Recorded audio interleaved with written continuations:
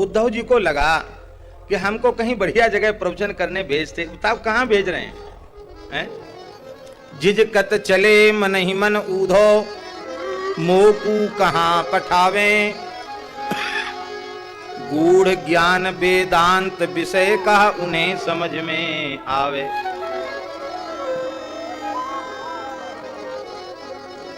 अनपढ़ गोपी ग्वाल बिचारे, ब्रह्म ज्ञान कहा जाने। अनपढ़ गोपी ग्वाल बिचारे, ब्रह्म ज्ञान कहा जाने।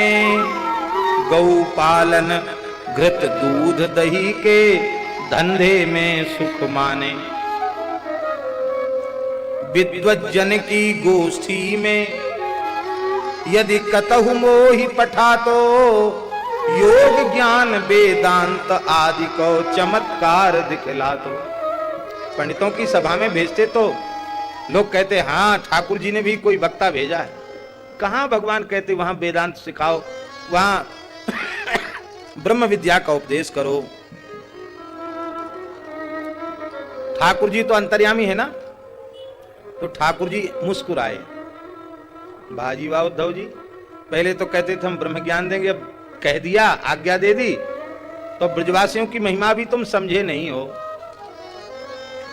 भगवान मुस्कुराए, बोले जिस ज्ञान की पोटली को सिर पर लेके जा रहे हो ना, वो गोपियों की आंसुओं के प्रेम की धार में वो पोटली बह जाएगी और तुम ब्रजवासियों के तत्व का परिचय प्राप्त करके, उनके प्रेम का परिचय प्राप्त करके कृतकृत्य हो जाओगे, कृतार्थ हो जाओगे।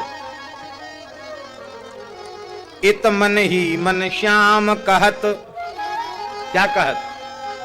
इत मन ही मन श्याम कहत, जब प्रेम पुरी में जावे। श्री राधा की कृपा कोरते, प्रेम प्रसादी पावे। प्रेममयी करुणामयी रसेश्वरी रासेश्वरी वृषभानुनंदिनी कीर्ति कुमारी कृष्ण प्राणवल्लभा रसिकनी श्री राधा की प्रेम प्रसादी प्राप्त करके जब ये धन्य होंगे। उद्धव को ब्रज गोपिन ते, उद्धव को ब्रज गोपिन ते, जब होवे दर्शन मेला। जावे गुरु उपदेशक बन के, हुए के आवे चेला। गुरु बन के जाएंगे और चेला बन के आएंगे। बोलो भक्त वत्सल भगवान की जय। जय जय श्री राधे।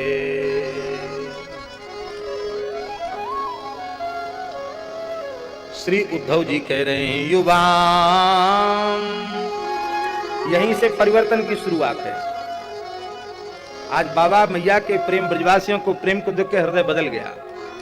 युवाम श्लाघ्यतमौ नूनम देना मानद नारायणे खिल गुरौ यत्कृता मतिरीदृशे। अखिल गुरु भगवान में ऐसी बुद्धि, आह धन्य है। हे मैया, हे बाबा, आप जिन श्री कृष्ण से प्रेम करें और केवल अपनो बेटा मान के, लाला मान के प्रेम करें, वो केवल आपके लाला ना आए तो कहा है एतौ हि विश्वस्य च बीजयो नौ, एतौ हि विश्वस्य च बीजयो नौ। रामो मुकुन्दः पुरुषः प्रधानम्, रामो मुकुन्दः पुरुषः प्रधानम्। अन्वीय भूतेषु विलक्षणस्य, अन्वीय भूतेषु विलक्षणस्य ज्ञानस्य चेशात इमौ पुराणौ ज्ञानस्य चेशात इमौ यस्मिन् जनः प्राण वियोग काले यस्मिन् जनः प्राण वियोग काले क्षणं समावेश्य मनो विशुद्धम् क्षणं समावेश्य मनो विशुद्धम् निर्हृत्य कर्मा क्षयमासु याति निर्हृत्य कर्मा क्षयमासु याति परां गतिं ब्रह्ममयोर्कवर्ण परां गतिं ब्रह्ममयोर्कवर्ण एतौ हि विश्वस्य च बीजयो एतौ विश्वस्य च बीजयो।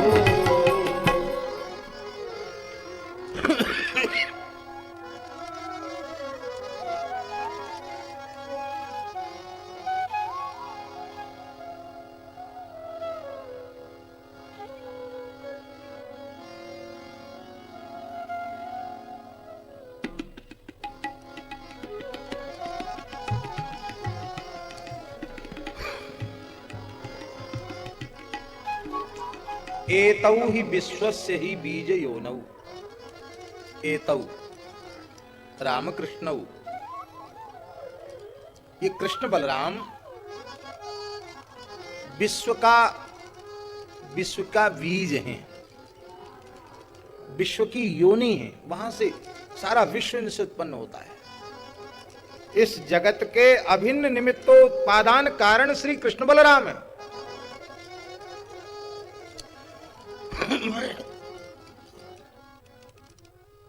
इसका आशय है कि केवल निमित्त कारण नहीं है, उपादान कारण भी। संसार में प्रत्येक कार्य के दो कारण होते हैं, एक निमित्त होता है, दूसरा उपादान होता है। जैसे मिट्टी का घड़ा, तो मिट्टी के घड़े का उपादान कारण है मिट्टी, बिना मिट्टी के घट निर्माण संभव नहीं है, ये उपादान कारण है। और निमित्त क्या है? निमित्त है कुंभकार, कुलाल। कुम्हार मिट्टी को सान के चाक पर रख के नहीं बनावेगा, पकाएगा नहीं, तो घड़ा बनना संभव नहीं है। प्रत्येक कार्य के दो कारण, एक निमित्त और एक उपादान। जैसे सामने ये माइक है, इसका उपादान कारण तो जो ये प्लास्टिक, लोहा आदि, जो भी तार आदि जो कुछ इसमें लगे हैं, ये उपादान पदार्थ है। और निमित्त कारण वह है जिसने इसका आविष्कार किया, जो ये बना रहा है वो निमित्त कारण, जिस फैक्ट्री में इसका निर्माण हुआ वो निमित्त हो गया। लेकिन विलक्षण बात है, भगवान इस जगत के निमित्त कारण भी हैं और उपादान कारण भी हैं। यद्यपि ये संभव नहीं है, निमित्त कभी उपादान नहीं होता, उपादान कभी निमित्त नहीं होता। जैसे मिट्टी उपादान कारण है तो वो कुम्हार नहीं बन सकती, निमित्त कारण नहीं बन सकती। अब कुम्हार निमित्त है तो वो उपादान मिट्टी नहीं बन सकता। लेकिन भगवान उपादान और निमित्त दोनों ही हैं, एक साथ हैं, यही उनकी ईश्वरता है। क्यों? क्योंकि जिन उपादान वस्तुओं से जगत बना है उसके रूप में है कौन? इस पिंड ब्रह्मांड का निर्माण पृथ्वी, जल, तेज, वायु और आकाश, इन पांच तत्वों से ही है। इन पांच तत्वों के रूप में भी कौन है? पृथ्वी के रूप में भी वही है, जल के रूप में भी वही है, तेज के रूप में भी वही है, वायु के रूप में भी वही है, आकाश के रूप में भी वही है। तो उपादान द्रव्यों के रूप में भी परमात्मा है, और फिर संकल्प करके इनको बनाने वाला भी परमात्मा है। तो संकल्प परमात्मा ने किया इसलिए वो निमित्त हो गया, और जिन वस्तुओं से बनाए वो वस्तु स्वयं ही है इसलिए उपादान भी हो गया। हे नंद बाबा, यशोदा मैया, कृष्ण बलराम तो जगत के अभिन्न निमित्तोपादान कारण हैं। और कैसे हैं? कहते हैं ये समस्त पिंड ब्रह्मांड में प्रवेश करके सबको चेतना देते हैं। और क्या करते हैं? बोले ये नियामक हैं। क्या है? नियामक। और जीव और प्रकृति ये क्या है? बोले ये नियाम्य है। ध्यान में ही बात नहीं समझ रहे हमारी भाषा। अब कुछ संस्कृत तत्सम शब्द उनको कितना सरल किया जाए। चलो और सरल करते हैं। नियाम्य और नियामक।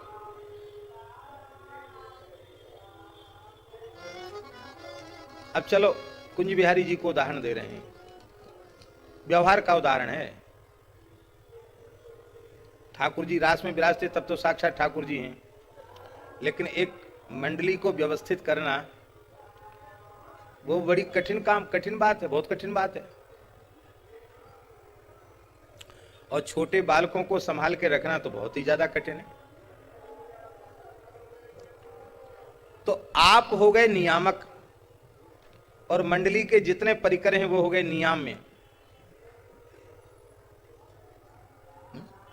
जैसे आप अपने घर में मुखिया हैं तो आप हो गए घर के नियामक और घर के पत्नी पुत्र सब कुछ नियाम्य हो गए। इसी तरह से माने ऐसा समझो और सरल शब्दों में अनुशासक और अनुशास्य, अनुशासक और अनुशास्य। तो भगवान प्रकृति के भी नियामक हैं और जीव के भी नियामक हैं।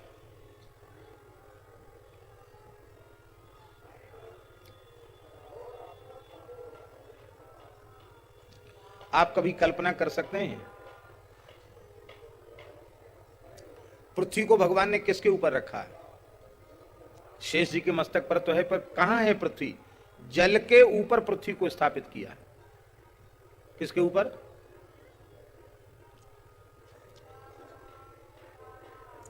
डूब जानी चाहिए कि नहीं?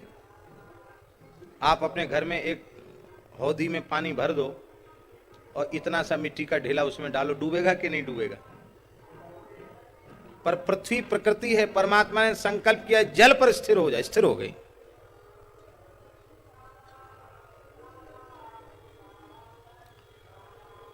पहाड़ पर्वत।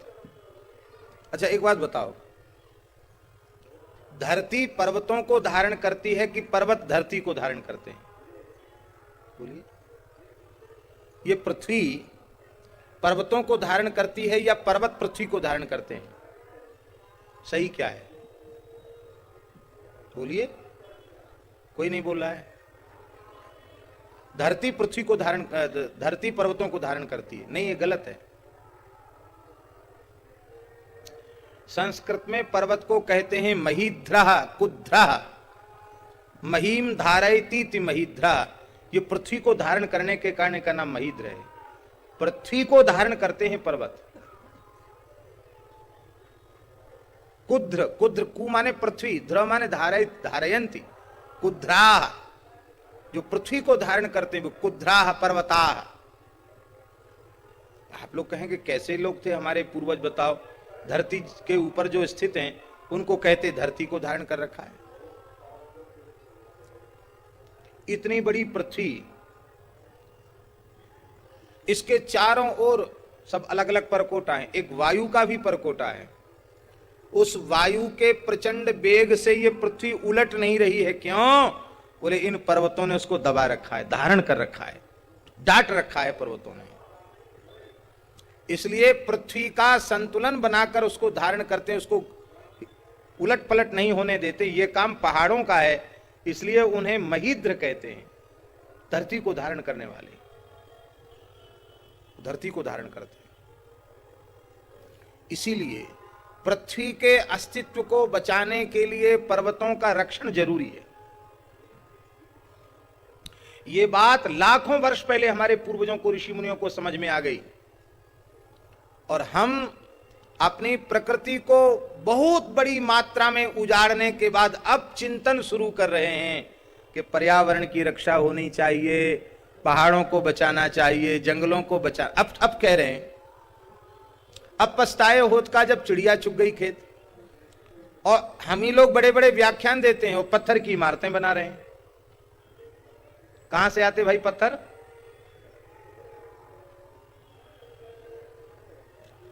बड़े बड़े भाषण देने वाले, अंतर्राष्ट्रीय सम्मेलनों में बोलने वाले लोग, बहुत बढ़िया पर्यावरण की रक्षा के ऊपर अंग्रेजी में और हिंदी में विविध भाषाओं में भाषण देने वाले लोग अपने यहां बढ़िया से बढ़िया पत्थर लगाते हैं।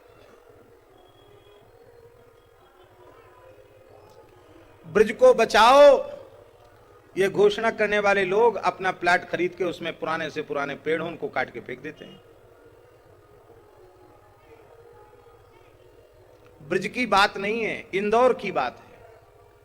इंदौर में अपने ठाकुर जी का पुराना स्थान है, उसका निर्माण अभी चल रहा है। पुराना सब नष्ट उजड़ गया था, उसको पुनः नवनिर्माण हो रहा उसका। उसमें एक वृक्ष था,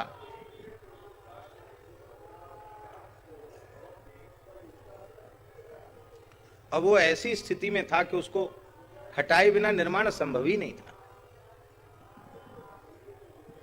हमने कहा चाहे जितना अर्थ व्यय हो जाए,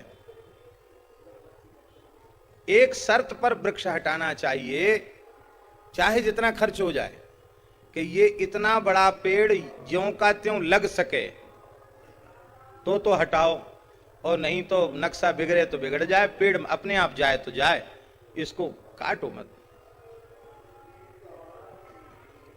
क्यों नहीं काटो? बोले इसके बदले 10 पेड़ लगा देना। यही पेड़ लोगों ने हमको सलाह दिया कि एक पेड़ के बदले 10 पेड़ लगा देना। 10 नहीं, 1000 पेड़ भी लगाए जाएं तो भी इसका जीवन तो चला गया। अपने आप अपनी आयु पूरी करके जाए, कोई बात नहीं। और हम इसको उजाड़ें क्यों? क्योंकि यह वृक्ष संत के स्थान में, ठाकुर जी के मंदिर के निकट, ये मंदिर के परिसर में पैदा हुआ। पता नहीं कौन महानुभाव होंगे, भले ही ब्रज नहीं है तो भी कोई पुण्यात्मा जीव तो है कि ठाकुर जी के संत के स्थान में आया है। ये ठीक नहीं। फिर ठाकुर जी ने कृपा की, उस बड़े पेड़ को निकालने में इतना खर्च लग गया कि शायद 100 पेड़ लगा दिए जाते तो भी कम पड़ता। इतना खर्च उसको लगा, बहुत दूर से खुदाई करनी पड़ी, बड़ी यंत्र आए, बड़ी मशीन आई और उसको गौशाला में स्थापित किया गया। आज पूरा का पूरा वृक्ष हरा भरा है और बड़ा हो गया, ऐसे लगा जैसे उसकी कायाकल्प हो गई हो, उसकी उम्र बढ़ गई। यही स्थिति है। हम वृक्ष की रक्षा करने की बात करेंगे फिर खुद वृक्ष काटेंगे, पर्वतों की रक्षा की बात करेंगे फिर खुद पर्वत उजाड़ेंगे। हम गो सेवा गो रक्षा की बात करेंगे पर एक गाय को भी चारा नहीं देंगे। हमें स्मरण आ रहा है परम पूज्य बाबा श्री ठाकुरदास जी महाराज का चंद्र सरोवर सूर्यश्याम गौशाला, जिनकी प्रेरणा से स्थापित हुई। पूज्य सदगुरुदेव श्री भक्तमाली जी महाराज, जिनके शताब्दी महोत्सव में पूज्य श्री भाई जी ने, परम श्रद्धेय श्री रमेश भाई ओझा जी ने सदगुरु जन्म शताब्दी महोत्सव में श्रीमद् भागवत की बड़ी मंगलमयी कथा चंद्र सरोवर में सुनाई। वह गौशाला जिन पूज्य बाबा श्री ठाकुरदास जी की प्रेरणा से स्थापित हुई, 2006 की बात है। प्रयाग का कुंभ था, तो बाबा ने हमको एक बात कही। हमने कहा बाबा प्रयाग जाना है, कुंभ है, जैसे अभी अर्ध कुंभ है ऐसे 2006 में भी अर्ध कुंभ था। ये अर्ध कुंभ की बात और कह दें, अर्ध माने ये कोई आधा फल मिलता ऐसा नहीं है, ये 12 साल के बीच 6 साल वाला है, इसलिए इसको अर्ध कहते हैं, बाकी तो ये कुंभ ही है। तो राम जी बाबा ने एक बात बताई। बाबा ने कहा आप जा रहे हो, आप संतों में एक बात का प्रचार करें। बड़े बड़े शिविर लगे हैं, बड़े बड़े खालसे लगे हैं, हजारों लाखों की संख्या में संत इकट्ठे होते हैं, और क्या 1-2 लाख रुपए व्यय होते होंगे इसमें, हिसाब किताब लगाना मुश्किल है।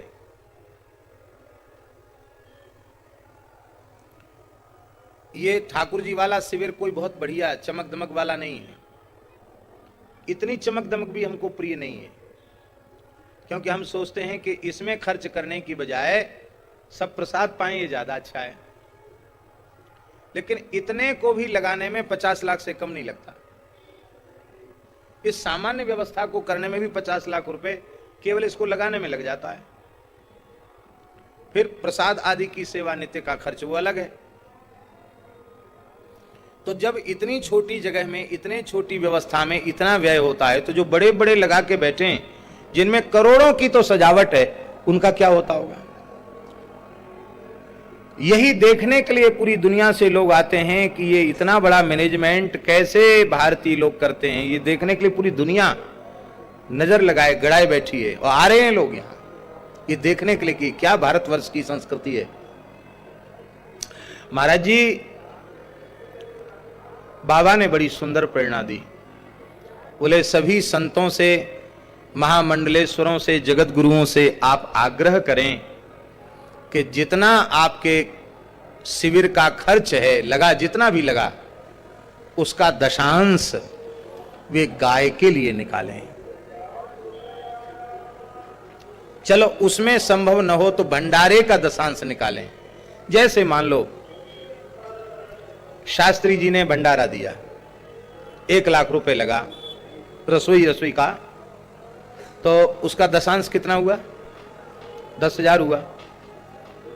तो उनको यह प्रेरणा दी जाए कि शास्त्री जी 1 लाख तो इसमें सामग्री का लगा है, पर 10,000 और आपको देने होंगे गो सेवा के निमित्त।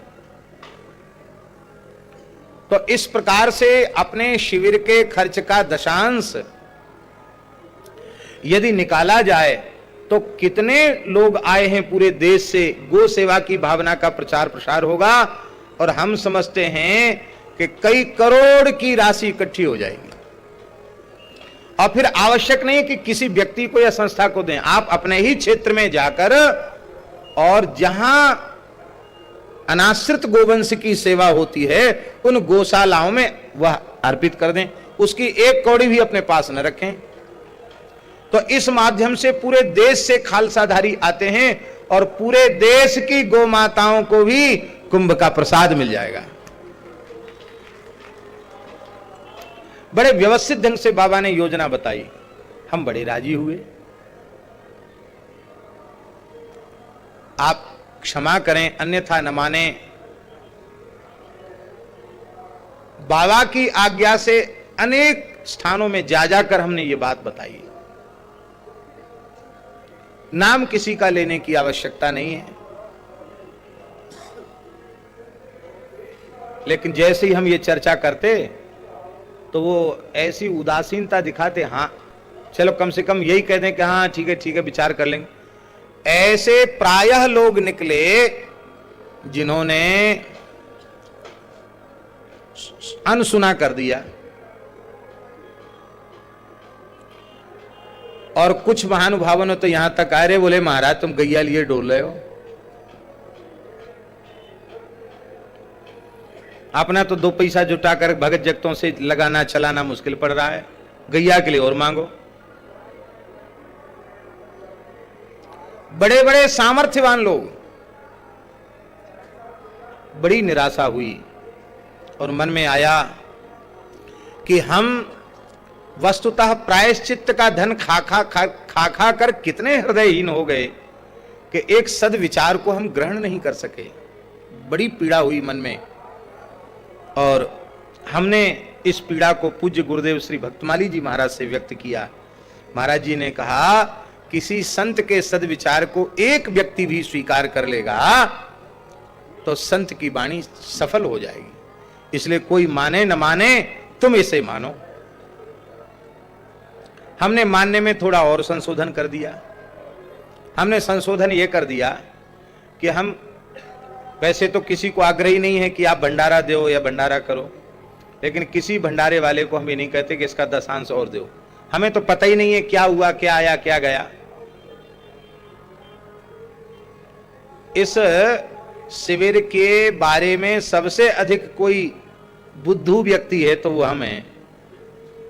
कुछ नहीं जानते, गंगादास जी, दीनबंधु दास जी, यही लोग सब अपना कर लेते हैं। कैसे कर लेते हैं? सीकर वाले प्रेमी लोग सब आ गए, वो लोग कर लेते हैं। इसमें काबरा जी भी खूब लगे हुए हैं। ऐसे सब लोग मिलजुल के कर लेते हैं। हमसे न पूछते हैं, क्यों? हमसे पूछो तो हमारी समझ में भी कुछ नहीं आएगा। हम किसी काम लायक नहीं हैं।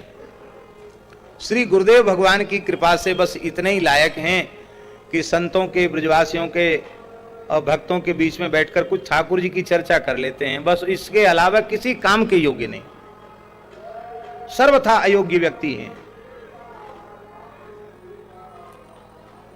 तो किसी को हम, ये तो आज पहली बार हम मंच से इस प्रकार से बोल रहे हैं, हम किसी को नहीं कहते, पर पूछ लेते हैं व्यवस्था बनाने वाले लोगों से कि हिसाब किताब जोड़ के बताओ पूरे महीना 1.5 महीने में कितना खर्च हुआ। बोले इतना खर्च हुआ, तो यदि चरण सेवा से कुछ बच गया तो वो, और नहीं तो ठाकुर जी की तरफ से कहीं से भी व्यवस्था बनाकर उसका जितना दशांश होता है उसको कई गौशालाओं में थोड़ा थोड़ा थोड़ा थोड़ा करके और उसको अपने ठाकुर जी करते हैं। लेकिन एक विचार है, ये सब लोग इस बात का आदर करें तो कितनी बड़ी मात्रा में गौ सेवा हो सकती है। तो ये क्या कह रहे थे हम, किस प्रकरण में? हाँ, महिद्रा कुद्रा के ऊपर ये चर्चा चली। तो हम प्रकृति की रक्षा करने की बात करते हैं पर स्वयं प्रकृति की रक्षा नहीं करना चाहते। पर्वतों की रक्षा की बात करते पर स्वयं पर्वतों का विनाश करने में लगे हुए हैं। इसलिए भैया भगवान निमित्त कारण तो हैं ही, भगवान उपादान कारण भी। और अब एक बात, उपादान द्रव्यों के रूप में यदि हमको भगवान दिखने लग जाएं तो क्या हम इनका विनाश करेंगे? जल के रूप में भगवान है तो उसमें गंदगी डालेंगे? पृथ्वी के रूप में भगवान है तो उसमें रासायनिक जहरीली वस्तुएं खाद के रूप में डालेंगे? पर्वत के रूप में भगवान है तो क्या हम उनकी, पर्वत भगवान की हड्डियां हैं, क्या हम उनको तोड़ेंगे? वृक्ष भगवान की रोमावली है तो क्या हम उनको उखाड़ेंगे? हे नंद बाबा, ये कृष्ण बलराम विश्व की उत्पत्ति के, पालन के और संहार के हेतु हैं। ये सबके नियामक हैं। तो हम कह रहे थे कि प्रकृति जो नियमित है वो परमात्मा का संकल्प है, और जीव जो नियमित है वो भी परमात्मा का ही संकल्प है। अंतःशास्ता है भगवान, सबका शासन करते हैं। और देखो, भगवान के शासन को जो मानेगा वो कभी दुखी नहीं होगा। हम लोग भगवान का शासन नहीं मानते इसलिए दुखी हैं। चोर भी माताजी चोरी करने जाता है तो अंतःशास्ता परमात्मा भीतर से कहता है कि देखो तो ये गलत काम करने जा रहे हो, ये काम तुम मत करो। यदि ऐसा न होवे तो चोर छिपके चोरी क्यों करना चाहता है? जिस काम को हम छिपाकर करना चाहते हैं उसी का नाम पाप है। उस पाप कर्म से बचने की प्रेरणा भीतर बैठा हुआ परमात्मा हमको देता है। लेकिन जब ईश्वरीय अनुशासन को हम नहीं मानते हैं तो हमको नरक जाना पड़ता है। इसलिए सदा अपने भीतर वाले से पूछ कर करो। नृणाम ही संदेह पदेषु वस्तुषु प्रमाण मंतक कर्ण प्रवृत्तया। आपका चित्त इतना निर्मल होना चाहिए कि भीतर बैठे हुए ठाकुर जी की स्पष्ट आज्ञा सुनाई पड़े। ये आकाशवाणी क्या है? ये आकाशवाणी है क्या? आज आकाशवाणी क्यों नहीं सुनाई पड़ती? शुद्ध अंतःकरण के महापुरुषों को भगवान की आवाज सुनाई पड़ती है, इसी का नाम है आकाशवाणी, ब्रह्मवाणी, आकाशवाणी। अब हमारा चित्त इतना मलिन हो गया कि हम अपने भीतर वाले की बात ही नहीं सुन रहे, बहरे हो गए हैं। तो जीव को भी नियमित करते हैं और प्रकृति को भी नियमित भगवान करते हैं। हे बाबा, इन कृष्ण बलराम में मृत्यु के समय अपने मन को, शुद्ध मन को एक क्षण के लिए कोई लगा दे, एक क्षण के लिए, तो संपूर्ण कर्म राशि को जलाकर भस्म कर देता है और परम तेजस्वी ब्रह्ममय होकर के भगवान के चरण कमलों को प्राप्त कर लेता है। एक क्षण के लिए मृत्यु के काल में इन श्री कृष्ण में कोई अपना मन लगा दे, फिर भी मन लगता नहीं। जन्म जन्म मुनि जतन कराही, जन्म जन्म मुनि जतन कराही, अंतराम कही आवत नाही, अंतराम कही आवत नाही।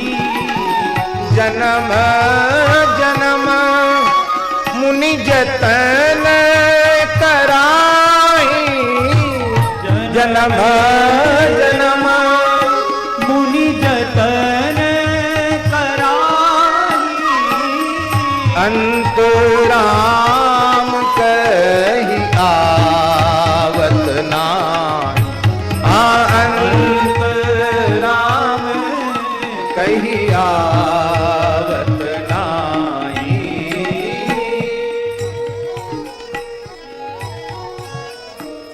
मृत्यु के क्षण में भगवान नाम किसकी जिह्वा पर आता है, भगवान की स्मृति किसे होती है, अपने हृदय पटल पर लिख लीजिए। हमारे वृंदावन की परम दिव्यतम विभूति, भजन के साक्षात स्वरूप, परम पूज्य प्रातः स्मरणीय श्री चंद्रशेखर बाबा। दास पर बड़ी कृपा करुणा थी उनकी। उन्होंने कहा कि आचार्यों ने लिखा है, निरपराध चित्तानाम देहांत काले भगवत स्मृतिर भवति। जिनके चित्त में भी अपराध नहीं है, उनको मृत्यु के क्षण में भगवान की याद आती है। अपराध क्या है, बहुत ध्यान से सुनो, हम लोगों के बड़े काम की बात है। भगवत भागवत अपराध से बढ़कर कोई अपराध नहीं। जो भगवान से हमें विमुख करा देवे उसी का नाम है अपराध। और ये दो अपराध बड़े भयंकर हैं, भगवत अपराध और भागवत अपराध। ये वाणी से तो न बने, क्रिया में तो न बने, चित्त से भी न बने। मन से ऊपर बुद्धि, बुद्धि से ऊपर चित्त, वहां भी अपराध न जाए। हम हाथ जोड़कर प्रार्थना कर रहे हैं आप लोगों से, कभी भगवान के स्वरूप में भेद नहीं करना, राम कृष्ण नारायण में भेद नहीं करना, नहीं तो भगवत अपराध लग जाएगा। और राम कृष्ण नारायण के उपासकों में भेद नहीं करना, नहीं तो भागवत अपराध लग जाएगा, वैष्णव अपराध लग जाएगा। इन दो अपराधों से बच करके जो भजन साधन करते हैं, हरि गुरु संत के चरणाश्रित होकर के भजन साधन करते हैं, उनके अंतिम क्षण में ठाकुर जी की याद आ जाती है।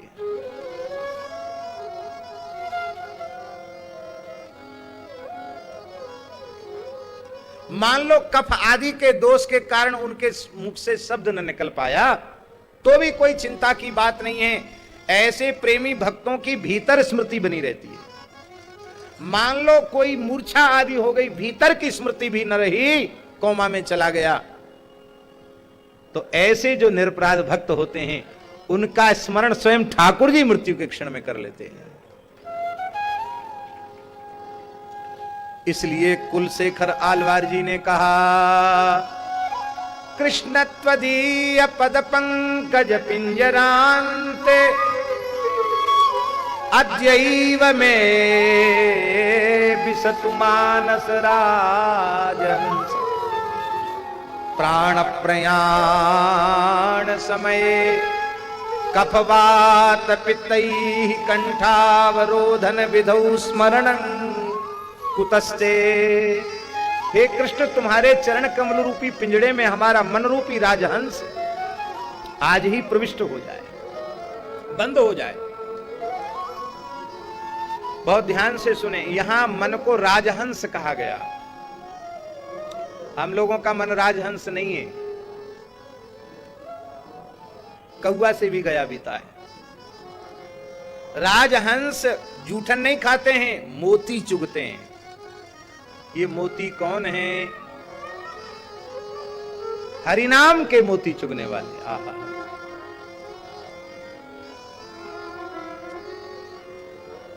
इसलिए भैया नामनिष्ठ संतों का मन ही हंस होता है, सबका मन हंस नहीं होता है। संत हंस गुण गाहि पया, परिहरि बारी विकार। संत हंस, संत हंस। हे नाथ, बात पित्त कफ के दोष के कारण मैं आपका नाम न ले सका, तो मेरा मनरूपी राजहंस आपके चरण कमलों में बंद होगा, तो भी मेरा कल्याण तो हो ही जाएगा। पूज्य जगतगुरु शंकराचार्य पुरी पीठाधीश्वर परम पूज्य श्री स्वामी निश्चलानंद सरस्वती जी महाराज, उन्होंने एक घटना सुनाई थी, एक प्रवचन में हमने उनके मुखारविंद से सुनी। उन्होंने कहा कि जब हम विचरण करते थे परिव्राजक के रूप में, तो शहर का नाम हमें भूल गया है, ये इधर ये है? नहीं, ये इधर की बात है, ये जो सोरोंजी और कासगंज वगैरह इसी क्षेत्र की बात है कहीं की, गंगा जमुना का बीच का जो, तो वहां एक वैश्य थे, बड़े अच्छे, बड़ा पवित्र जीवन था उनका महाराज जी। वैश्य होते हुए भी त्रिकाल संध्या वंदन करने वाले, वैदिक धर्म का श्रद्धा पूर्वक पालन करने वाले धर्म सम्राट स्वामी श्री कृपात्री जी महाराज के शिष्य, उनके परम अनुगत, बड़ा पवित्र जीवन था। और पूज्य स्वामी निश्चलानंद जी महाराज विचरते हुए उनके घर पहुंच गए, बड़ी प्रसन्नता हुई। लेकिन वहां तो एक विचित्र घटना घट रही थी। वो सेठ जी भगत जी, वो तो मरणासन्न थे। उनके पुत्रों ने आदर किया, अब ऐसी अवस्था में छोड़ के जाना ठीक नहीं, आप रुक गए।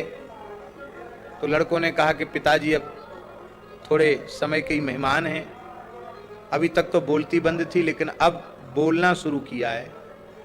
तो विचित्र शब्द उनके मुख से निकल रहा है, भगवान का नाम नहीं निकल रहा है। हम लोग कहते राम राम बोलो, नहीं निकलता। ये बोल रहे हैं Coca Cola Coca Cola Coca Cola Coca Cola, जबकि जीवन में नल का पानी नहीं पिया उन्होंने। क्या मुंह से निकलने लग गया? Coca Cola Coca Cola. तो लड़कों ने कहा स्वामी जी क्या करें, पिताजी तो कोको कोला बोल रहे हैं, तो क्या करें? बोले कोको कोला मुंह में मत डाल देना, घर में शालिग्राम जी हैं, गंगा जल में तुरंत स्नान कराओ और शालिग्राम जी का चरणामृत तुलसी जल उनके मुख में दो। तो जैसे ही चरणामृत शालिग्राम जी का तुलसी चरणामृत दिया तो वो शब्द निकलना बंद हुआ और संत की कृपा से भगवान नाम लेकर उन्होंने देह त्याग किया। इतना सावधान जीवन जीने के बाद भी मरते समय कोको कोला निकल सकता है। कौन सा पाप कब आड़े आ जाए कोई पता नहीं। तब एक प्रश्न हो गया कि जब निरपराध चित्ता नाम देहांत काले भगवत स्मृतिर भवती, ये सिद्धांत आप प्रतिपादित कर रहे हो, तो अजामिल ने तो अपराध ही अपराध किए थे, भले ही पुत्र के ब्याज से ही सही, उसकी जिह्वा पर नारायण नाम क्यों आया? तो अपराधी जीव था, कैसे नाम आ गया? इसका समाधान यह है, उसकी जिह्वा पर इसलिए आ गया कि संतों ने यह संकल्प किया कि हम इसके पुत्र का नारायण नाम इसलिए रख रहे हैं कि और तो कोई साधन बना नहीं, मरते समय बेटे के बहाने से ही सही नारायण नाम इसकी जिह्वा से निकले और इसका कल्याण हो जाए। इसलिए भैया कुछ ऐसा काम कर लो कि कोई भगवान के प्यारे भक्त संत तुम्हारे लिए संकल्प कर लें, फिर तुम्हारा काम बनने में विलंब नहीं। संत कृपा से हरिनाम जिह्वा पर आया, खूब राम राम करो, भगवान इतने प्यारे लगने लग जाएं कि भगवान की याद छोड़कर किसी की याद ही नहीं आवे।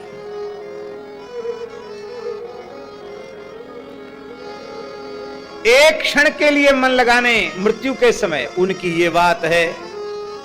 और आप लोगों की बात यह है कि एक क्षण के लिए भी आप श्री कृष्ण को भुला नहीं सकते। आप लोगों का देह धारण करना सफल हो गया। ब्रजवासियों की अवस्था कैसी है? नंद बाबा, यशोदा मैया, गोप गोपियों की अवस्था क्या है? मन में रह्यो नाहिन तो, मन में रह्यो नाहिन तो, मन में रह्यो नाहिन तो, मन में रह्यो नाहिन तो। नंद नंदन अछत कैसे, नंद नंदन अछत कैसे, आनिए उर और आनिए उर और, मन में रह्यो नाहिन ठोर, मन में रह्यो नाहिन ठोर।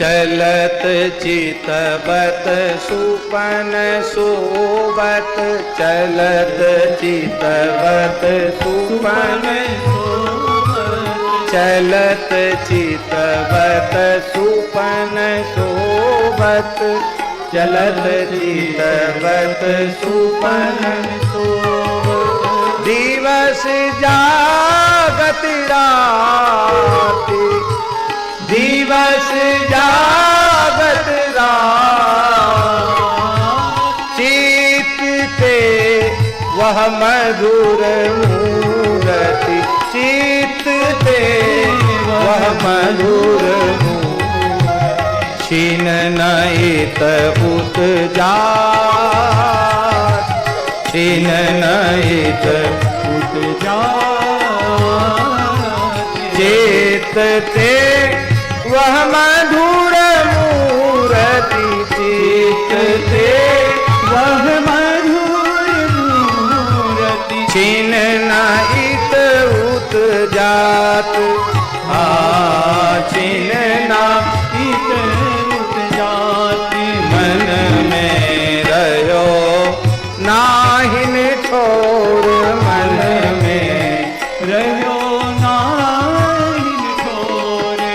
मन में रह्यो नाहिन ठोर, मन में रह्यो नाहिन ठोर, मन में रह्यो नाहिन ठोर, मन में रह्यो नाहिन ठोर, मन में रह्यो नाहिन ठोर, मन में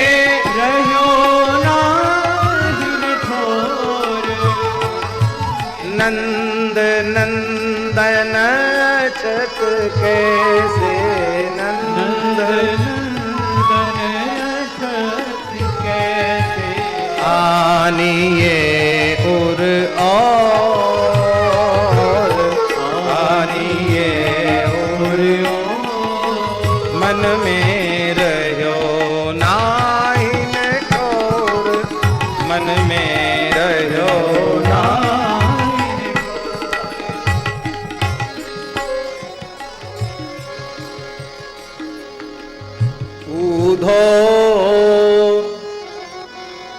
मन ना भये 10 20 ऊधो, मन ना भये 10 20 ऊधो, मन ना भये 10 20,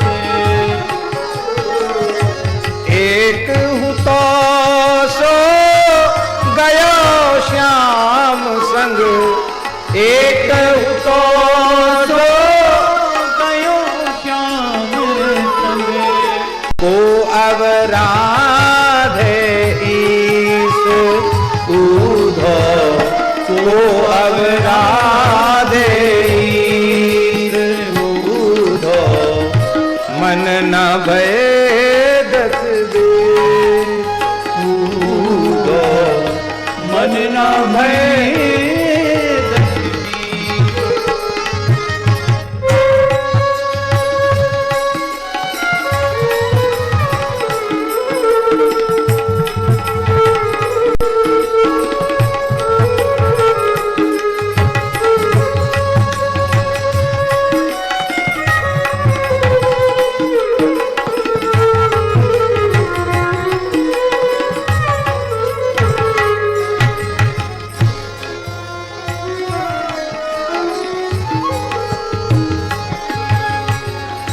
इंद्री शिथिल भई केशव बिन, इंद्री शिथिल भई केशव बिन, ज्यों देहि बिनु शीस, ज्यों देहि बिनु शीस,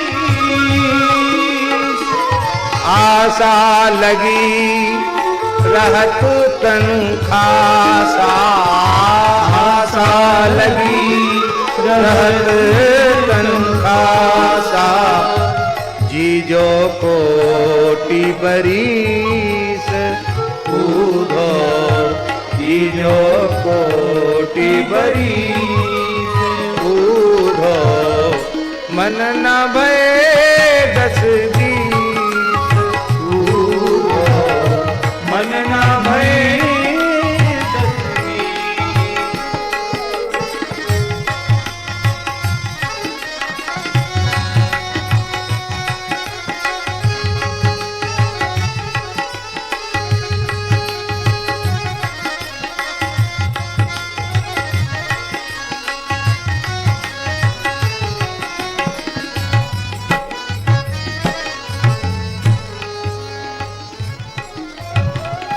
तुम तो सखा श्याम सुंदर के, सकल जोग के ईस, तुम तो सखा श्याम सुंदर के, सकल जोग के, सूरदास रस की महिमा जो पूछे जगदीश,